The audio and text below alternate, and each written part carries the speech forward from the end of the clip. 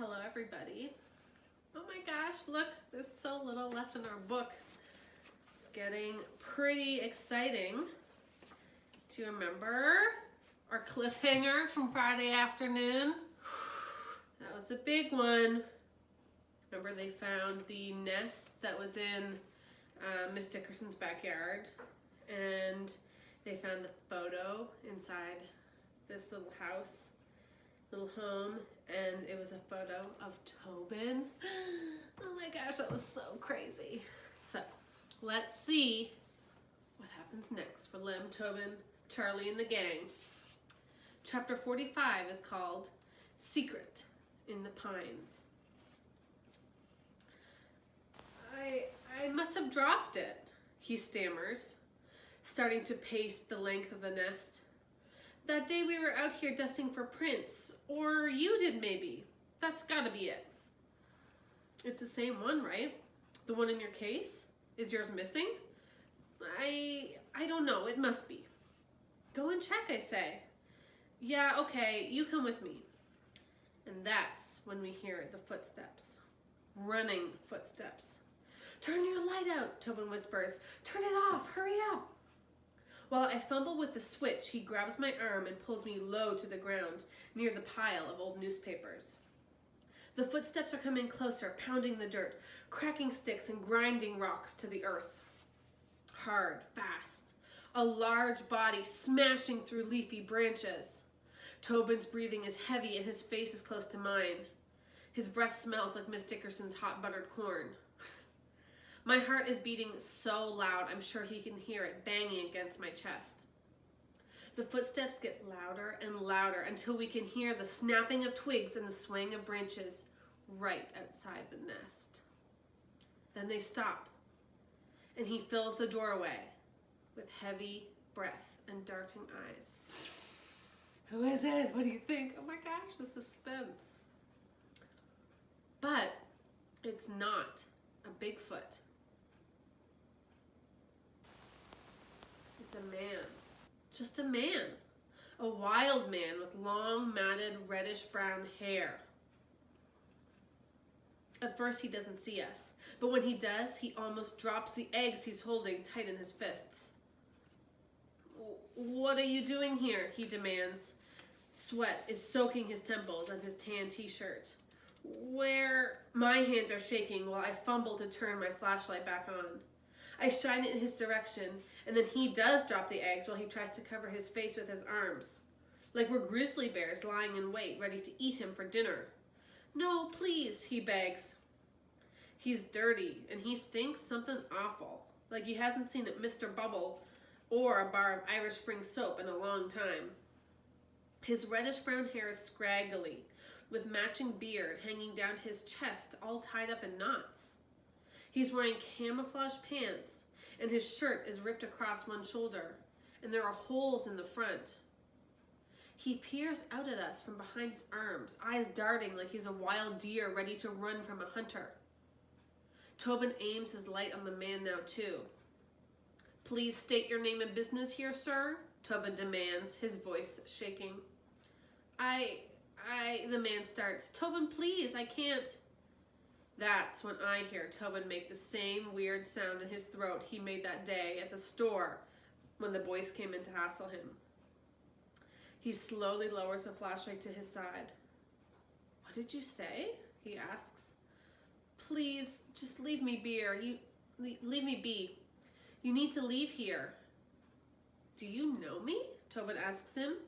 Did you take this? He holds up the picture. Because this is mine. Did you steal this from me? Let's just go. I grab Tobin's arm and start to pull. He wants us to leave. It's not yours, the man says then. What do you mean it's not mine? It is mine. It's me and it's my dad. This is mine, not yours. How dare you steal it from me? How dare you? And then Tobin stops. He doesn't say anything more. He doesn't breathe or move or anything. He just stands frozen, like the big wooden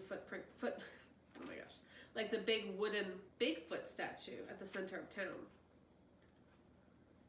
Except for one part of him, the picture in his hand starts to shake. Tobin, I say, please, let's just go. Wait, Tobin says, raising the flashlight one more time toward the man and then looking at the picture in his hand. He told us to go. Let's just go, I say. But I think I know who it is, he whispers. Tobin takes a step forward. You do? I ask. Is it you? He asks the wild man. His voice comes out all high and garbled. The man hesitates. He turns his eyes, skimming the forest behind him, wondering where to run, where to hide. Then he slowly lowers his arms, and then his head and his shoulders, like he's surrendering to the hunters who have cornered him, defeated. Tobin, I demand, who is that? He doesn't take his eyes off the man. We are all three just standing in silence. The picture of Tobin's hand is still shaking. Tobin? I finally say again. Who? Lemonade. He turns to me and whispers, I think it's my dad. Oh my gosh, guys. Even ... Oh, so crazy. So his dad's not Bigfoot, but maybe who they've been thinking is Bigfoot, like all the clues are actually his dad? Why is his dad living in the forest? Oh my gosh, so many questions. All right, let's keep reading and see what happens next. Kids! It's Miss Dickerson calling us from her back door. It's getting too dark now. Come on back. Your dad? I breathe. Tobin nods, his eyes glued on the man. What are you doing out here? Tobin asks him. Son, the man says, swallowing hard. I can't believe it. You're standing right here, right in front of me. Right here? Tobin says. I've been here the whole time. Where have you been? We've been waiting for you to come home, me and Mom. We thought you were dead. The man takes a deep breath. I've been here, but I couldn't, he starts. I can't. How did you know it was me? I've been watching you. From the woods. But I couldn't. Watching us? What do you mean? Did you forget where the house is or something? Kids! The man jumps and his eyes scan the darkness. Are you there? Miss Dickerson's voice is closer now. You can't tell her, the man whispers at us, moving back and forth in the doorway like a caged animal. Then he lunges forward into the nest and huddles in a ball in the corner of the pine bed, peeking up between the braided branches, scanning the forest. Yeah, Miss Dickerson, I call back. We're coming. Well, hurry now. It's just too dark to be running in the woods. You need to get back to Charlie's. He's already called twice. Miss Dickerson, Tobin starts. Don't, the man pleads. Please don't say anything. I can't go back. I just can't. Can't go back where? I wonder what's going on, for this guy right now. Why not? Tobin demands. I don't get it. Why didn't you just come home? We went to pick you up, at the airport. We waited for you. For a long time we waited. We thought you were... What in Sam Hill are you doing out here in the woods all alone? I can't leave the woods, the forest. It's my protection, my home. I can't leave it. What are you talking about? Tobin goes on with his hands on his hips.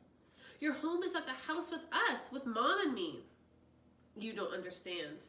No, I don't, Tobin says flatly, crossing his arms in front of his chest. The man's eyes dart again, like he wants to escape but can't remember how to move. Miss Dickerson, Tobin hollers. Please, the man begs again. Yes, what is it? Miss Dickerson calls from the yard, somewhere real near the tree line. Tobin hesitates and then shouts, Call Charlie back. We need him to come right away and tell him to see if my mom's home from the hospital yet. Why did you do that? The man asks, tears starting to make muddy rivers down his face. He wraps his arms around his legs and starts to rock. Because you need help, Tobin tells him, and we need you. I can't, the man starts. Well, we're not leaving you out here all alone, Tobin says. The man wipes at his eyes. Charlie's on his way, Miss Dickerson's voice announces a minute later. Is everything all right?